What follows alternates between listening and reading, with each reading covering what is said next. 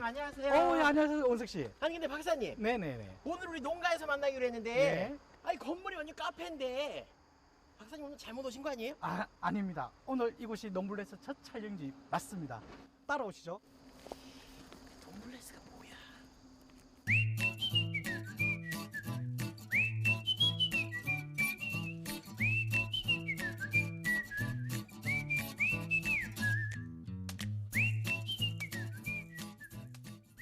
보통 이제 프로그램 제목을 뭐 담당 PD나 담당 작가가 이렇게 짓습니다. 근데 우리 프로그램 굉장히 특이하게 우리 박사님께서 제목을 이렇게 했으면 좋겠다라고 제목을 정해주셨어. 그렇죠. 농블레스.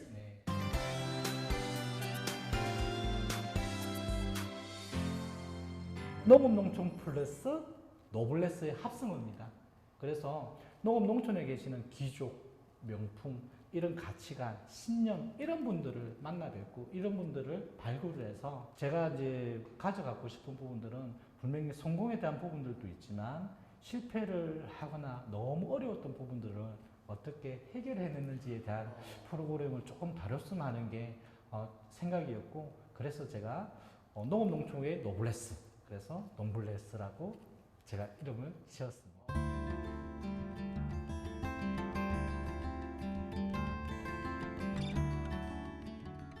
굉장히 멋지네요. 그 농촌 플러스 노블레스, 그래서 그냥 뭐 잘 사는 농촌 정도로 생각했는데 그 노블레스를 귀족으로 성화시키셔서 우리가 귀족으로서의 대접받기 위한 그 스스로의 노력까지도 그래서 농촌에서 성공하신 농부들의 이야기를 아주 힘든 이야기부터 성공에까지 이르는 그 이야기를 다루겠다. 이름을 잘 지으셨네. 아이고, 별명을 하나 추가하셔야 될 것 같아. 뭐라고요? 여기 농촌 대통령, 6차 산업, 교주, 그 다음에 장명 소장님 이렇게.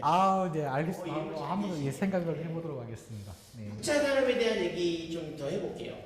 저는 뭐 개인적으로 6차 산업에 대해서 조금 알고 있습니다만, 한번 설명을 해주시면. 6차 산업이라는 부분은 농촌에서 쉽게 돈 버는 일, 이걸 정의를 드립니다. 쉽게 돈 버는 일? 어떻게? 자, 어떻게라고 말씀하셨잖아요. 이제 과거에 그냥 과일만 키우고 농산만 키워서 그냥 납품화해서 돈 버는 거, 이게 우리가 1차 산업이라고 말하는 부분들이라면 그냥 생과일보다는 이걸 조그만 가공을 해서 동질 건조를 스낵을 만들어서 돈을 조금 더 많이 벌 수도 있는 부분들이 생산 1차, 가공이 2차. 그리고 어떻게 보면 과거에는 농협 직판장이나 공판장 이런 한 방향으로만 출하를 시켰다면 팔로나 이제 여기에서 각 농가나 지역에서 직거래, 소비자의 직거래를 통해서 실제로 판매까지 하는, 그래서 1차 산업, 2차 산업, 3차가 곱해졌다고 해서 6차 산업이라고 말을 하고 있죠. 1 곱하기 2 곱하기 3. 산수만 되면 됩니다. 그렇죠. 그렇게. 1 곱하기 2 곱하기 3, 그래서 6차 산업? 네, 맞습니다. 그러면은 한 농가가 이 세 가지 일을 다 해낼 수 있다는 말씀이신 거예요? 사실은 6차 산업이 한 농가에서 1차, 2차, 3차를 하라고 말을 하는 게 6차 산업은 맞습니다. 근데 현장은 그렇지가 않아요. 정말 너무나 힘들고요.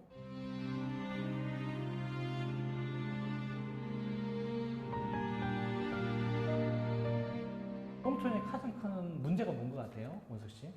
저는 사실 아까 1차, 2차, 3차 산업을 말씀하셨는데 뭐 1차는 이미 농가가 해왔던 일이고 2차도 약간 갸우뚱하고 3차 가면 저 같은 뭔가 온라인에 익숙하지 않은 세대들은 힘들 것 같아요. 네, 맞습니다. 우리 농촌의 가장 큰 문제는요, 사람이 없다는 거예요. 일손 부족이라는 거예요. 농사 지을 사람도 없고 가공할 사람도 없고 컴퓨터 앞에서 PC를 다룰 그런 사람들이 없다는 게 대한민국 농촌의 가장 큰 문제죠. 일이 문제가 아니라 그렇죠. 사람이 없네. 그래서 제가 이제 하두가 됐던 부분들이 절대 혼자 하지 마라. 절대 할 수가 없는 게 6차 산업이다. 그렇게 이야기를 했던 부분들인데, 아까 일손 부족이라고 했죠.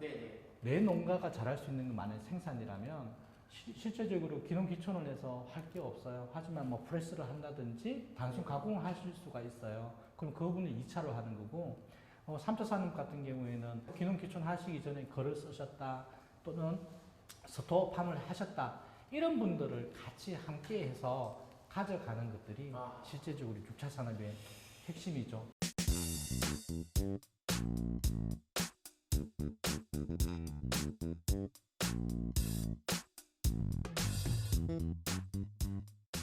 많은 분들이 박사님을 농촌 대통령 또 6차 산업 교주라고 부른단 말이에요. 네.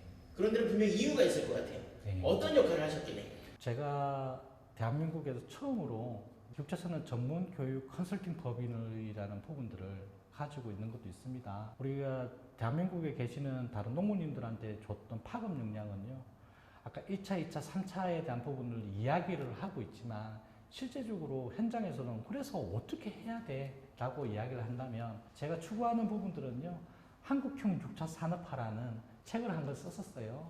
그리고 그 안에 이렇게 하면 정말 그 지역형 6차 산업화 또는 한국형 6차 산업화로 갈 수 있다는 그런 부분들을 이론을 만들었고 그러한 정립이라는 부분들이 그냥 말로만 외치는 부분들이 아니라 오늘 같은 현장에 접목을 시키기 위해서 봐라 1법칙이 통했네 2법칙이 통했네 3법칙이 통했네 그래서 아무래도 농부님들은 막연하게 6차 산업 합시다라는 이야기가 아니라 그 안에는 쏙쏙 들어있는 부분들을 이론화를 조금 정형화시키고 체계화시켰다는 부분들의 입장에서 좀 사이다 발언이다 이런 색으로 생각을 많이 하시는 것 같습니다.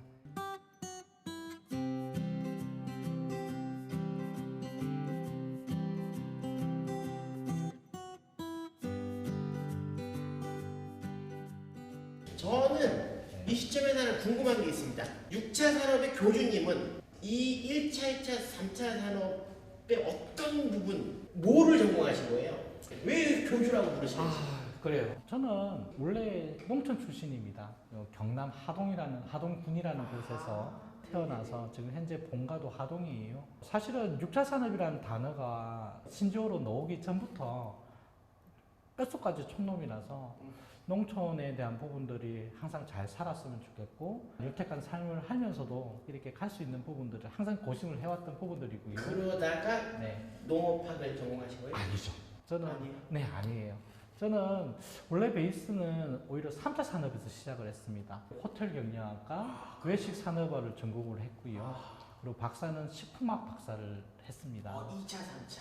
실제적으로 과거에 생산, 가공, 판매, 유통에 대한 부분들을 업을 해봤기 때문에 그런 일을 했었거든요. 그래서 우리 아까 하동이라고 아까 말씀드렸지 않습니까? 하동은 녹차도 유명하지만 제첩도 되게 유명을 해서 제첩에 대한 부분들을 생산을 해서 그리고 가공 시설을 만들어서 프랜차이즈화까지 시켜서 1차, 2차, 3차 그리고 뭐 하동에 있는 야생자 축제, 녹차 축제 기획부터 시작해서 총괄 그리고 유통 이런 부분들을 어렸을 때부터 좀 많이 실제 경험을 많이 했었어요. 하동이라는 지역에서.